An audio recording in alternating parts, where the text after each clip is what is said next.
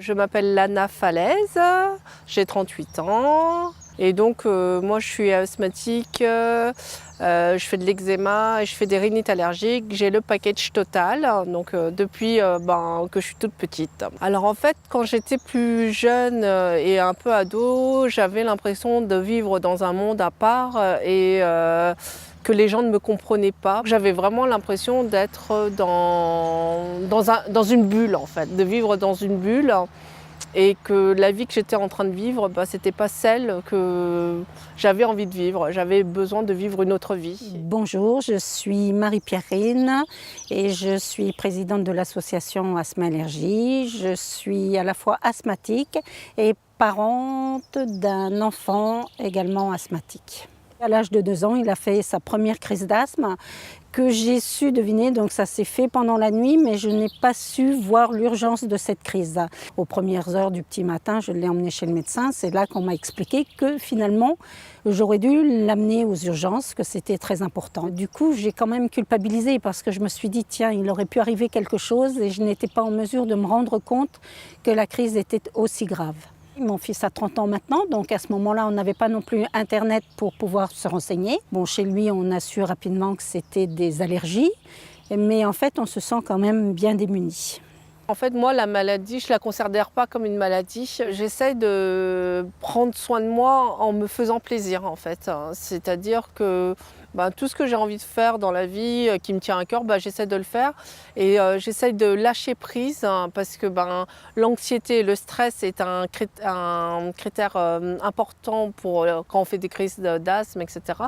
Donc aujourd'hui, j'essaye de vraiment lâcher prise et d'être zen, entre guillemets.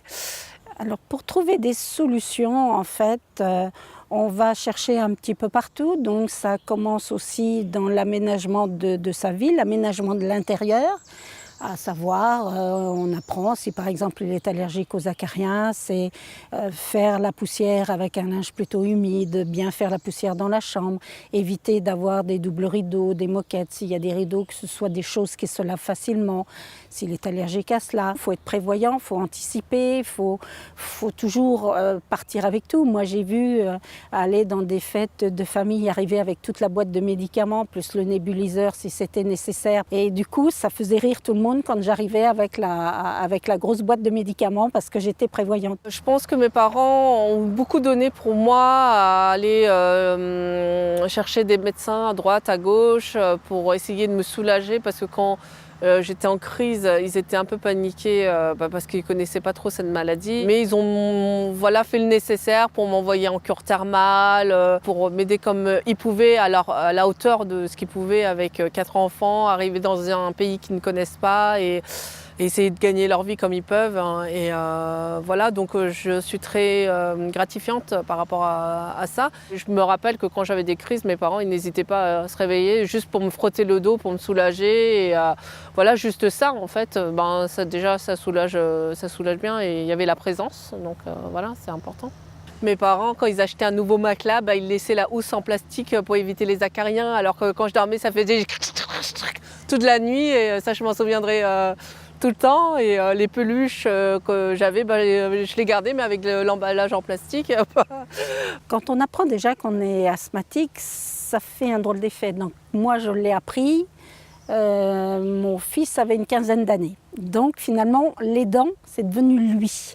Le ressenti est totalement différent et quand ça a été mon tour, j'ai vraiment ressenti ce que lui pouvait ressentir. C'est lui qui a su m'apaiser, c'est lui qui a su me dire « T'inquiète pas maman, calme-toi, respire calmement, essaie de te reposer, tiens-toi comme ça ». Donc on pouvait en parler et du coup, ça a même créé une complicité supplémentaire.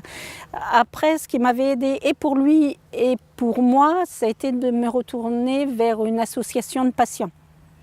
Parce qu'une association de patients, on va entendre des choses et des témoignages de personnes qui finalement vont dédramatiser les choses. Même si on est très anxieux et on l'est dans l'asthme, c'est quand même une maladie particulièrement anxiogène, ça nous apprend quand même à voir les choses autrement. Et donc ce pneumologue m'a dit d'aller à l'espace du souffle pour réapprendre à connaître mon asthme. Et en fin de compte, ça a été très très important pour moi parce que je ne savais plus comment me soigner. soigner. J'ai appris plein de choses par rapport aux poumons, les bronches, comment ça se passait, à quoi servait un traitement de fond, etc. Depuis ça, je sais comment reprendre mon traitement et à quoi ça sert, parce que des fois on nous dit juste prendre un médicament, mais on ne nous explique pas exactement à quoi ça sert. Et ce que j'ai vu quand moi je suis devenue asthmatique, c'est que lui-même s'est beaucoup mieux pris en charge. En fait, j'avais cette sensation qu'il ne se sentait plus tout seul dans une fratrie où il avait quand même encore une sœur et deux frères. Il ne se sentait plus tout seul. Il y avait quelqu'un d'autre dans la famille, donc il pouvait leur dire « mais vous ne comprenez pas ».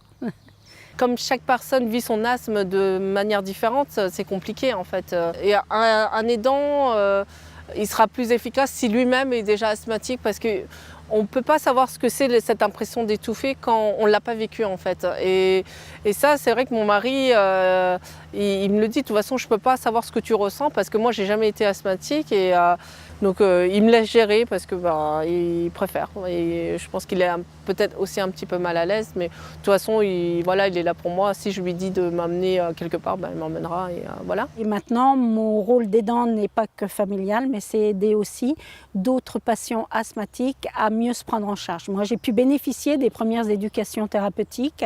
C'est ce qui m'a aidée, et en même temps, parce que malheureusement, quand j'ai eu de l'asthme, j'ai eu du diabète. Et que quand je soignais mon asthme avec des corticoïdes, ça me donnait du diabète, que je n'avais pas autrement.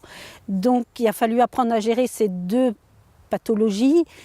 Et on soigne l'une au détriment de l'autre, et ce qui est assez difficile, donc c'est avec des débuts un peu chaotants, et c'est ce qui me valait d'aller très souvent aux urgences, d'être hospitalisée. Quand j'ai appris à gérer le tout, en fait, c'est devenu une force. Voilà. Et c'est comme ça qu'on m'a demandé d'aider d'autres patients, et maintenant je peux leur apporter ce qui peut les aider à vivre une vie meilleure, à ne pas avoir une vie qui est entièrement dominée par l'asthme. Ils sont asthmatiques, oui, mais essayer d'avoir la vie la meilleure possible en prenant soin d'eux, en essayant d'anticiper sur les crises, de savoir ce qui les provoque, comment on peut faire, comment justement on peut mettre en place des stratégies pour aller le mieux possible, et de façon à anticiper et mener une vie tout à fait normale. Moi maintenant, par rapport au début de mon asthme, je vais très bien, je suis toujours asthmatique, je le sais, je prends mon traitement, je vais faire un peu plus attention quand les choses dégénèrent, si j'attrape un virus, mais en dehors de ça, j'ai une vie tout à fait normale. Il faut continuer à croire en ses rêves et continuer à vivre, parce que ce n'est pas la maladie qui va nous arrêter, entre guillemets, et qu'on n'a qu'une vie et qu'il faut, qu'il faut la vivre à fond. Donc voilà.